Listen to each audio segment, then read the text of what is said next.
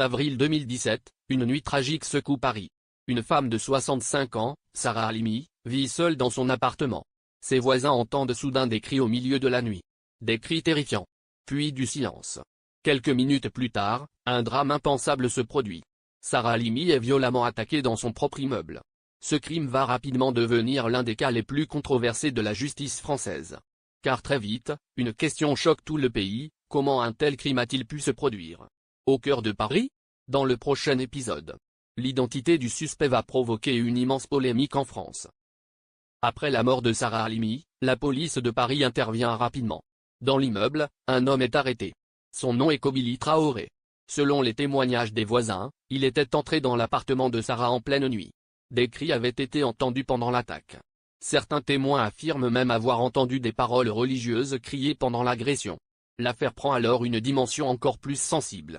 Très vite, une question apparaît dans les médias et dans l'opinion publique: ce crime était-il un acte antisémite? L'enquête commence. Mais les réponses vont provoquer une controverse nationale. Dans le prochain épisode, la réaction des autorités va choquer une grande partie de la France. Après la mort de Sarah Halimi, la police de Paris intervient rapidement. Dans l'immeuble, un homme est arrêté. Son nom est Kobili Traoré. Selon les témoignages des voisins, il était entré dans l'appartement de Sarah en pleine nuit. Des cris avaient été entendus pendant l'attaque. Certains témoins affirment même avoir entendu des paroles religieuses criées pendant l'agression. L'affaire prend alors une dimension encore plus sensible. Très vite, une question apparaît dans les médias et dans l'opinion publique: ce crime était-il un acte antisémite? L'enquête commence. Mais les réponses vont provoquer une controverse nationale. Dans le prochain épisode, la réaction des autorités va choquer une grande partie de la France. Après l'arrestation de Kobili Traoré, les enquêteurs commencent à analyser son comportement. Très vite, les experts psychiatres interviennent. Ils découvrent que le suspect avait consommé une grande quantité de cannabis avant l'attaque. Selon certains médecins, cette consommation aurait provoqué une crise psychotique.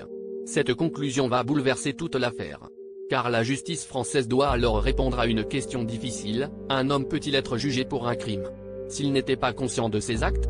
Pendant ce temps, la famille de Sarah Halimi demande justice. Mais la décision qui va suivre va déclencher une immense polémique en France. Dans le prochain épisode, la justice rend une décision qui choque le pays entier. En 2019, la justice française rend une décision qui choque une grande partie de l'opinion publique. Les juges concluent que Kobili Traoré était en crise psychotique au moment du crime. Selon les experts, cette crise aurait été provoquée par une forte consommation de cannabis. Résultat, le suspect est déclaré pénalement irresponsable. Cela signifie qu'il ne sera pas jugé pour le meurtre de Sarah Halimi. À la place, il est placé dans un hôpital psychiatrique. La réaction est immédiate. Des milliers de personnes manifestent dans les rues de Paris. Pour beaucoup, cette décision est incompréhensible. Et le débat dépasse rapidement les frontières de la France. Car une question devient centrale: peut-on échapper à un procès si l'on a consommé volontairement de la drogue? Dans le prochain épisode, l'affaire arrive jusqu'à la plus haute cour de justice française.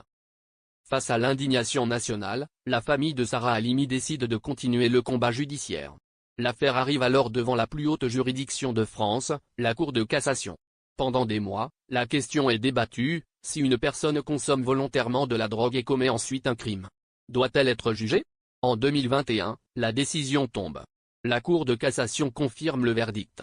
Le suspect, Kobili Traoré, reste déclaré pénalement irresponsable. Cela signifie qu'il n'y aura jamais de procès pénal pour le meurtre de Sarah Halimi. Cette décision provoque une onde de choc en France. Beaucoup parlent d'un vide dans la loi. Et très vite, le débat arrive jusqu'au gouvernement français. Dans le prochain épisode, comment cette affaire va provoquer un changement dans la loi? Après la décision de la Cour de cassation, la polémique devient nationale. Dans toute la France, des manifestations sont organisées. Des milliers de personnes demandent justice pour Sarah Halimi. Beaucoup estiment que la loi permettait à un criminel d'échapper à un procès. Même le président Emmanuel Macron réagit publiquement. Il déclare que prendre volontairement de la drogue ne devrait pas permettre d'éviter un jugement. Le débat devient alors politique. Des députés et des juristes commencent à discuter d'une modification de la loi française. Car pour beaucoup, l'affaire Sarah Halimi a révélé une faille dans le système judiciaire. Dans le prochain épisode, la loi française va finalement changer à cause de cette affaire. Après des mois de débat, l'affaire de Sarah Halimi pousse les autorités à agir. En 2022, le Parlement de France adopte une nouvelle loi. Son objectif est clair, éviter qu'une personne puisse échapper à un procès si son état mental a été provoqué volontairement par la drogue. Cette réforme est directement liée à la polémique autour du cas de Kobili Traoré. Pour de nombreux citoyens, cette nouvelle loi représente une avancée importante. Mais malgré ce changement, la famille de Sarah Halimi n'aura jamais de procès pénal pour son meurtre. Et le débat autour de cette affaire reste encore très présent dans la société française. Dans le prochain épisode, l'impact durable de cette affaire sur la France. Des années après les faits, l'affaire de Sarah Halimi continue de marquer profondément la société en France. Ce crime n'a pas seulement bouleversé une famille.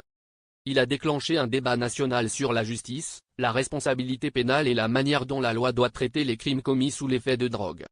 Le suspect, Kobili Traoré, reste interné dans un établissement psychiatrique. Mais pour beaucoup de Français, une question demeure. Peut-on vraiment parler de justice lorsqu'un crime aussi violent n'a jamais été jugé devant un tribunal? L'histoire de Sarah Halimi reste aujourd'hui un symbole. Un symbole d'un débat complexe entre justice, santé mentale et responsabilité.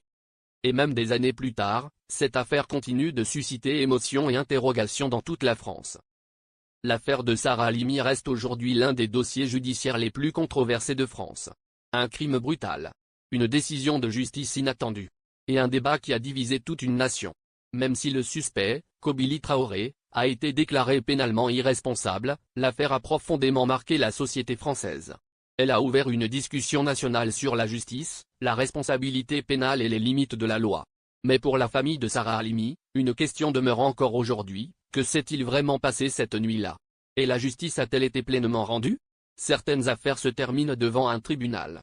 D'autres continuent de vivre dans la mémoire collective. Et l'histoire de Sarah Halimi fait désormais partie de celle que la France n'oubliera jamais.